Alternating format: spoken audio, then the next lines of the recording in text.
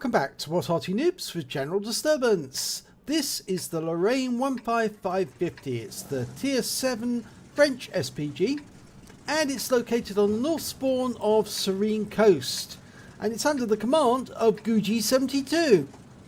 Now I can see one mark of excellence on this barrel, so Gucci's played this quite a lot.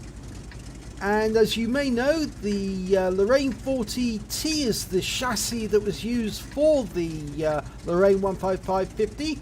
And of course it was designed, or the model came from 1950, and that's why it's got the 50 at the end. Whereas the Tier 8 version came from 1951, and that's got a 51 at the end. But it's still the same basic Lorraine 40T chassis. So it's quite fast, quite nimble. He's threading his way through there without knocking any fences down, and he's picked a position between the bushes. He's moving a bit further on. No, he's going to pick between the bushes, and that way he can swivel the vehicle without actually being spotted, without knocking any trees down. His first target's a Panther 2. He's dialed in the aim, 155mm shell, about to go down range. Round out. Direct hit, 274 hit points and a nice 12-second stun there. Panther 2's not, well, the fire's coming in, but it's hitting the rock, so he didn't pick up any stun assist there.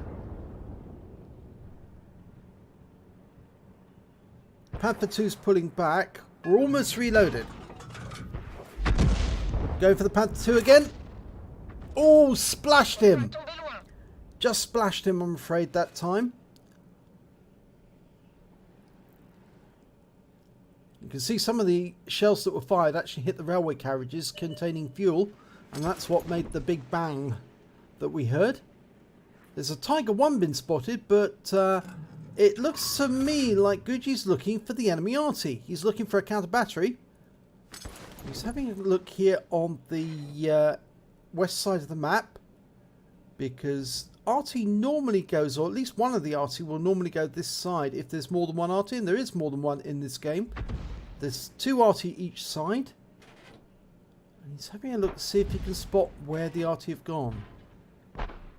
So it doesn't necessarily follow that they'll be on this side of the map. They could easily go to the other side of the cap, or near the peninsula area.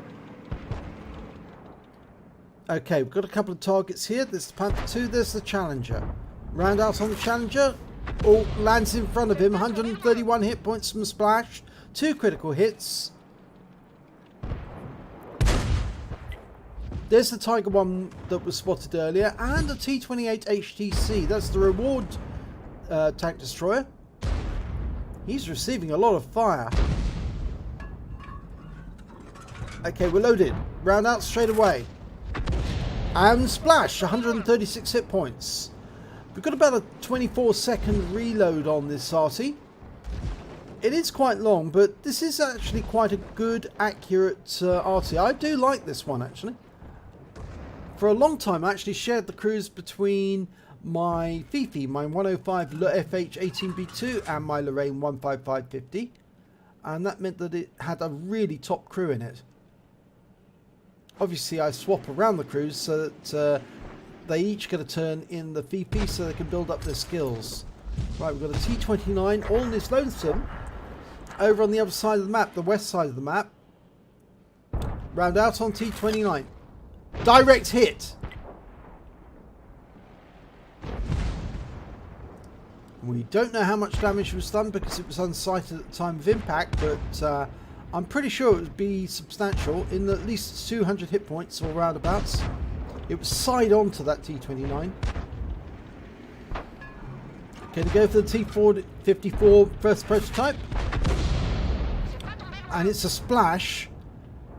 Only got 1 critical hit though. I think, he tracked him. Stunned him. Oh, we can see the damage to the T-29. It was about 200, well, nearly 300 hit points.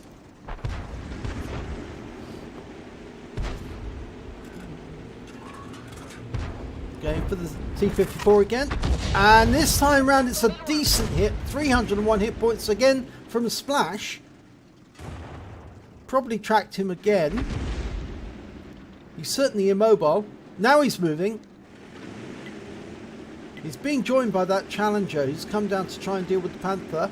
So there's now 3 tanks, and the T-29's turned up as well. Lining up a shot. Oh, we can get the Challenger this time. Round out. Oh, yes, he splashes the Challenger. Kills him. That gets his first kill on the board. There's still 2 behind that rock though. T-29 and the T-54. But off to the east, we've got several tanks coming up the peninsula. They're at the top of the peninsula now.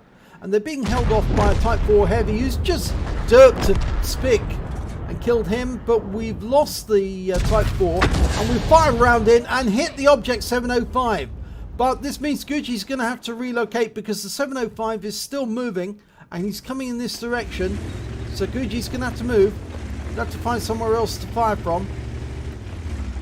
And the enemy is closing in on the west as well, so he'll have to move into these bushes, which is the well-known and well-used firing position for most Arty.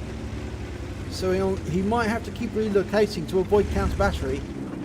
Okay, he's chosen a place in this dip, and he's now selecting his target. And there's a Object 430 who's managed to sneak his way up, and he's rather close. Lining up a shot. Oh, it's a difficult shot over the rise, but he's teasing the line, teasing the aim, so he's got a red line over the tank. There you go. That's it. Dialed in, and he's not shooting. Oh no, he hit the ground ahead of it. Unfortunate that RNG actually dictated the shell hit the rise instead of actually hit the tank. But he did have the right technique, is to actually tease the aim over the target. So you see the red line is caused by the target, and that way you will get the shell onto the target. But they've broken through on the west, and in fact now our team is behind the enemy. And that's a 240 hit point hit straight into the side of the T-29. Nice stun as well, that'll slow him down a little. Yep, and he's finally out the game. Taken out by the Standard B. I think I understand why he was being a bit cautious there. There's a rock just over there, over that ridge line, and he was probably wondering if it was going to hit the rock rather than the target. We've got a Crusader SP in the cap, but he appears not to be doing anything, so he may be AFK. Yeah, he appears to be motionless, so he's just acting as a sentry, basically. He will spot from that position, but he'll be totally useless when it comes to the actual battle. Right, we've got an Object 430 skirting the edge of the dip there, but he's hiding behind the houses. He's gone into the dip now. Coming up, he's trying to get at that 1357. There's a Standard B and 1357 of our team on the other side. Now we're 1 tank down in the game, in the battle. That's a Progetto 46. It does appear that all the enemy who are on the other side of the map, on the peninsula side, have been dealt with. They've actually been killed off. Now we're looking for that Tiger 1. I reckon that's on target. Oh, but he's decided not to fire. Looking to try and get that Progetto now.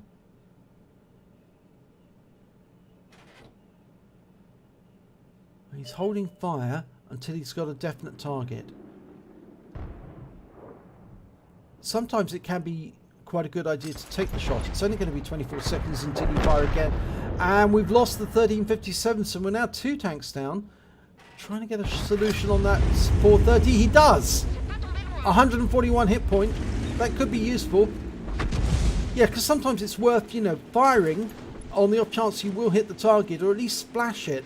And then obviously you'll have to wait 24 seconds, but the amount of time you'll lose whilst you're waiting to fire could be the amount of that 24 seconds. So you might be worthwhile firing and getting 2 shots in instead of 1. Right, well, somebody's turned up on the peninsula, and it turned out to be the GW Panther of the enemy team, and he's just been taken out by our Standard B. So the scores are now only 1 tank ahead for the enemy team. Going to line a shot on that Progetto. Same one we tried earlier. And this time he got a hit for 292. And the Yak Tiger finishes off the Progetto. So we will have picked up some stun assists there.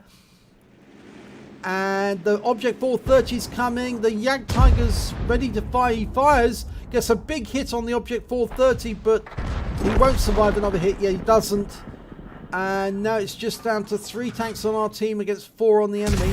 Fires around at the object and kills him for 156 hit points.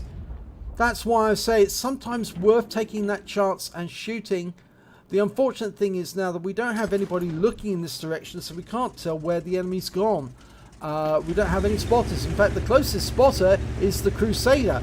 So Guji's probably going to have to relocate because he's basically the closest one who can actually look and shoot at the enemy. If he goes up to the bushes, he could see the enemy, but obviously if he fired, he would be giving away his position. And here comes the enemy. It's the 1375. And he shotguns him for 324 hit points. Goes for the ram. Gets 96 hit points from that, but he won't survive it once the enemy recovers. And the enemy does... Oh no, that's the enemy Arty. The S51 fired. And the 1375 has just been taken out by our Standard B. So he was saved, basically, by our Standard B. We've got a Tiger 1 approaching.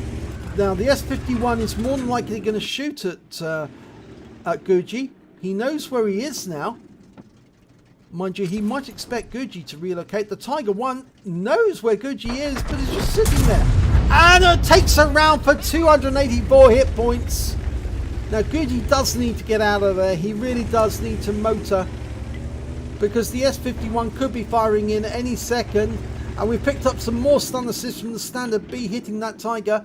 There is only 2 tanks left on either side. The scores have been equalised, but our Standard B is down to 1 shot. And that Tiger B has got a lot, that Tiger 1 has got a lot more health.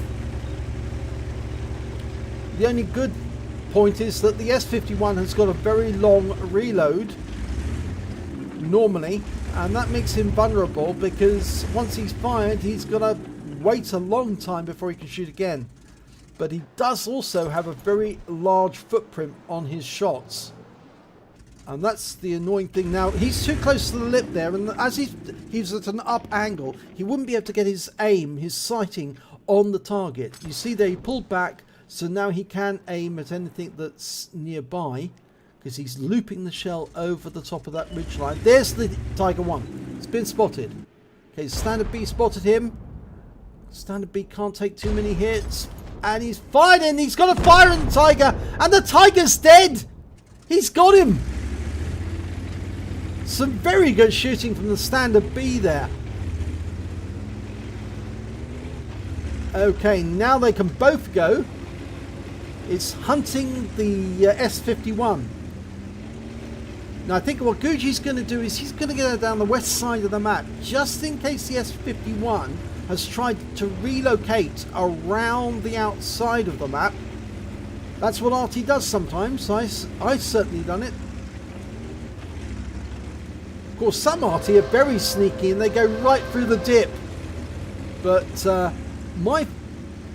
my favourite is to actually go round the outside, because you can still get shots on the your own cap if you're on the outside of the map. If you go through the dip, it's very difficult to loop a shell into your own cap area.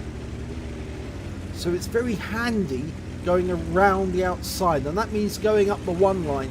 And there's the S51. He's been spotted. Guji's going to take aim. Dialing in. Okay, careful. Get this right. Dialed in fully, and round out. Oh, splashes him for 201 hit points. And the Standard B finishes off the game, gets the kill on the S51, and they win. So even though they were down by a huge number of tanks, well, at least 3 tanks during the battle, they actually still came back and won, and a lot of that was down to the standard B, who managed to get 7 kills, and Gucci72, who managed to get 2. So between them, they got 3/5 of the enemy team. And look at the end of battle results. Gucci72 has got an ace tanker in the Lorraine 155mm50. He also picked up a Bruiser medal for getting at least 5 critical hits, crew incapacitations or module damage, a Gore's medal for causing more damage than 10 times the hit points of your own vehicle, and lastly a Confederate, because he did more damage than any other player to, well, not more damage, he hit more of the enemy than any other player on his team, at least 6 tanks taken out by other members of his team. So let's have a look at team scores. Well, he didn't get the highest damage. That actually went to the standard B. He did a huge amount. He got a 5 for effect, Pascucci's, Bruisers, Arsonist, Demolition Expert, Duelist, Hand of God, High Caliber, and Top Gun. That is some effort for the Prototipo Standard B, the Tier 9 Italian tank with the auto reloader. He also managed to get, Gucci managed to get 3,182 hit points of damage, so just behind his teammate, but the Object 430 on the enemy team managed to score more damage than him with 4,391. He was the best scorer on the enemy team. But when it came to kills, again, it was the Prototipo that managed to get 7 kills, and Gucci came in second with the Jag Tiger. Both had 2 kills apiece. But when it came to base XP, again, the standard B, 1,478. That must have been an ace tanker. Whereas Gucci managed 1,228 XP, base XP. And again, that was an ace tanker. So a really good round there. Gucci fired 17 rounds during that battle. He got 6 direct hits, 6 penetration, 10 splash, damage of 3,182 hit points, of which 2,149 were at more than 300 meters. He received 1 hit as a result of splash damage. That was from the S51. He damaged 11 of the enemy, so that's more than 2/3 of the enemy team, and killed 2 of them, as well as did 1,018 hit points of stun assist off 14 stuns. On a premium account, he earned 55,812 credits, and after repair and ammunition resupply, and he didn't suffer that much damage from the S51, he still had 38,139 credits. He received 1,842 XP, times 5 for the first victory of the day on that occasion, meant he took away 9,210 experience points altogether. So that was an incredibly good round for Gucci72. Just goes to show, sometimes when you get these times 5 weekends, you can really boost the performance of your crew and get their experience up massively. So that was your best round with the Lorraine 15550 so far. You're going to have to do well to top it, but I'm sure you will in the end. So well done, Gucci. If you enjoyed this round, please give this a like and do subscribe to our channel, and hopefully it'll be your replay that I'll be featuring in the next video.